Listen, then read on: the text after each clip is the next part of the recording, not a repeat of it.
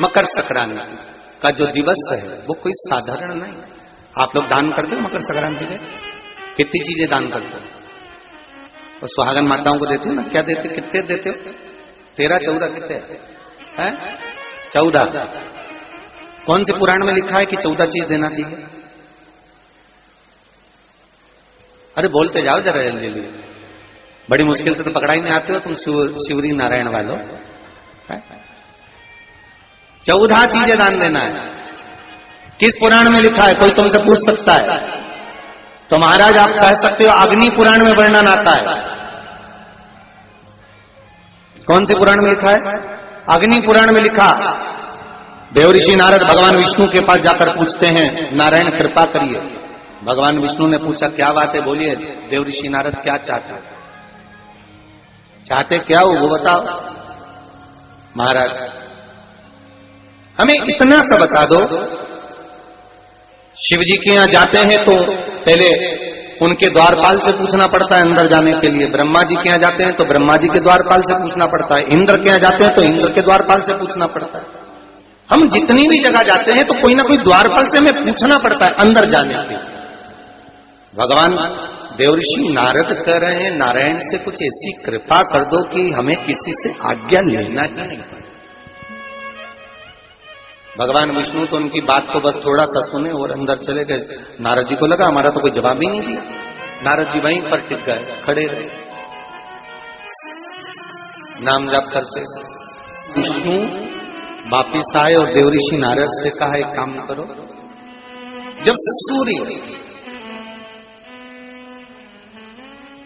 मकर में प्रवेश करते हुए उत्तरायण की ओर जावे, उस घड़ी उस पल में देवऋषि नारद तुम 14 बार भगवान के नाम का, शिव नाम का दान दे दीजिए। भगवान नारायण के नाम का, राम नाम का, कृष्ण नाम का दान दे दीजिए।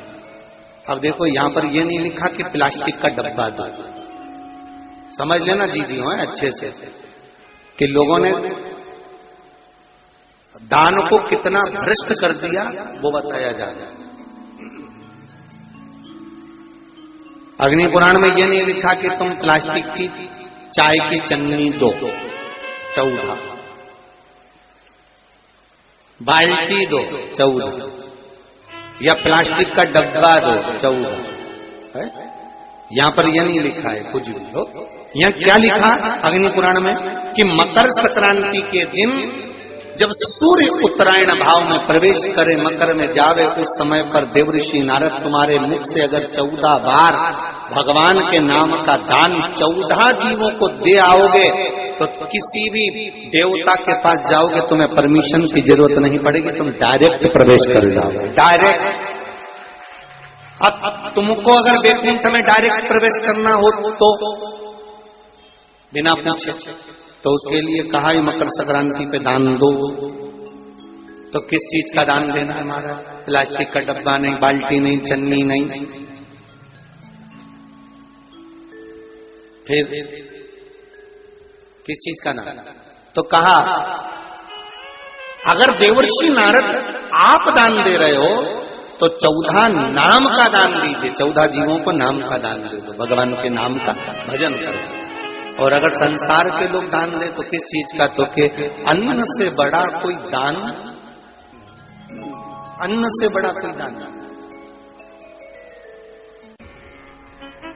अच्छा, कई लोग कहते हैं कि सूर्य की उत्तरायण का क्रम है, ये क्रम है, ये पूजन का क्रम है, तिल्ली के लड्डू का क्रम है? लड्डू बना लो तिल्ली का, इसका क्रम है। पर अगर स्कंद पुराण उठाओ तो स्कंद पुराण में अगर मकर संक्रांति के क्रम को यदि पढ़ोगे तो मालूम पड़ेगा कि पूरे वर्ष में एक दिन ऐसा था जिस दिन भगवान शिव और नारायण ये दोनों, इसलिए आज भी हिंदू धर्म में गुड़ के लड्डू तिल्ली के साथ मिलाते हैं। क्यों? उसका कारण कि शंकर और नारायण ये दोनों एक ही दिन, एक ही पल गंगा का स्नान करने के लिए एक भगवान शिव। देखिए कितना कितना हमारे हिंदू धर्म में एक एक तिथि का, एक एक बार का एक एक महत्व है, उसको समझिए। माता लक्ष्मी भगवान नारायण और भगवान शिव को स्नान के लिए गुप्त रूप से झांकती है, तो भगवान विष्णु ने तिरछी दृष्टि में माता लक्ष्मी को देखा, तिरछी दृष्टि। तो माता लक्ष्मी को देखकर भगवान विष्णु शिव जी को देखे तो शंकर भगवान ने कहा, नारायण हमने देख लिया, महारानी लक्ष्मी झांक रही है, हमने वर दे दिया कि लक्ष्मी का एक नाम गुप्त लक्ष्मी रहेगा, ये छुपी रहेगी। और आज मकर संक्रांति के दिन नारायण और शिव का दर्शन इस लक्ष्मी ने करा है। पर जो गुप्त लक्ष्मी का दान दे देगा उसके घर में कभी कोई बड़ी बीमारी प्रवेश नहीं करेगी।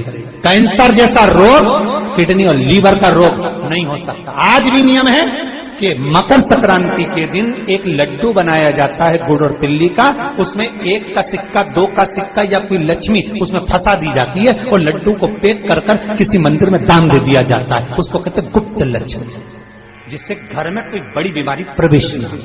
वो केवल मकर संक्रांति को ही होता है। कहते हैं मकर संक्रांति है जिस समय पर कल सूर्य उत्तरायण आ जाए और पहले दिन उत्तरायण के दिन ही जब संध्या का समय होता है, शाम का समय होता है, महाराज संध्या का जो समय होता है शाम का, अगर कोई बच्चा पलंग पर बाथरूम करता हो, गंदगी करता हो, सारी औषधि कर ली, दवाई कर ली, और या बच्चा रात्रि को उठकर चिड़चिड़ करता हो या रोता हो रात भर, महाराज उसके लिए, या माता के स्तनों में बच्चे को पिलाने के लिए दूध ना आता हो उसके लिए, या बच्चा रुदन करता हो या बच्चा गंदगी करता हो उसके लिए, कल शाम के समय पर प्रथम दिन में जब भगवान उत्तरायण आ रहे हैं मकर राशि के अंतर्गत, तो शाम के समय पर मकर संक्रांति के दिन गुड़ को पानी में मिलाकर शिवजी पर लेपन कर दो, उसी हाथ को बच्चे को मंदिर के बाहर चटा दो महाराज, फिर वो पलंग पर कभी गंदगी नहीं करेगा महाराज। जिस नारी का स्तन में दूध नहीं आता हो बच्चों को पिलाने के लिए, उसको भी अगर चटा दिया जाए तो स्तन में दूध आना प्रारंभ हो जाए महाराज। जो बच्चा रात्रि को रोता हो, जाग जाता हो, उसको भी अगर वो हाथ चटा दिया जाए तो वो काम करता है महाराज। ये कल के दिन करके देखना, बाद में बताना जरूर हो। शुगर वाले जीव जिनकी शुगर ऊंची नीची हो रही हो, ज्यादा शुगर की परेशानी आ रही हो और इंजेक्शन लेना पड़ रहा हो, उनके लिए निवेदन है काली तिल्ली कल के लिए ये खास तौर से, बाकी के शुगर के लिए तो उपाय और बाद में बता देंगे, पर कल के लिए जो करना चाह रहे हैं जिनकी शुगर लेवल में नहीं आ रही है, काली तिल्ली शंकर भगवान के शिवलिंग पर समर्पित कर दो और उस काली तिल्ली को जब शिव जी पर चढ़ाएं तो महाराज हाटकेश्वर महादेव का नाम लेना है। कौन से महादेव? हाटकेश्वर महादेव का नाम लेना है और शंकर भगवान पर काली तिल्ली चढ़ाते जाना है। उसमें कंकर नहीं हो, सफेद तिल्ली का एक भी दाना नहीं हो, इसका ध्यान रखिए। उस काली तिल्ली को चढ़ा दीजिए। हाटकेश्वर महादेव का स्मरण कर कर किसी को जल ना चढ़ाने देना उस समय पर जब आप शंकर जी को चढ़ाएं, और भगवान शंकर की हाटकेश्वर महादेव का स्मरण कर कर 108 रुद्राक्ष से मनके से माला जप लो।